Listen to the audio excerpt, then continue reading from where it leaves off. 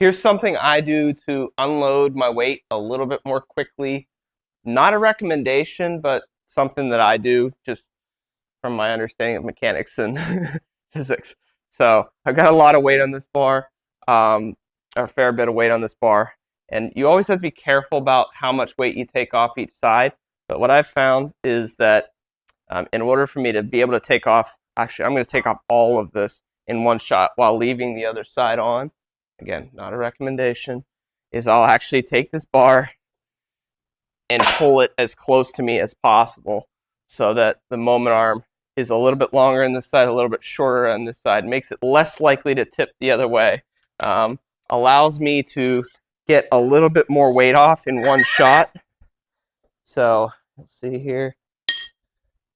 I should be able to get, I've done this before, so I know I can take it all off. There's another one. I'm gonna throw this on my other bar because I'm loading up my hip thrusts. And it's all off. Bar has not tipped. It definitely has a tendency, more of a tendency to. It's not like I have to apply some force to get it, but allows me to get a little bit more weight off the bar. One thing to note, if you do this, again, this is all not a recommendation, is when you pull the weights off the other side, to make sure that you're kind of pulling up on them rather than just pulling them out and, you know, allowing it to drag off the top of the sleeve. Because if you do that, then you're, you know, there's a chance you can tip the bar.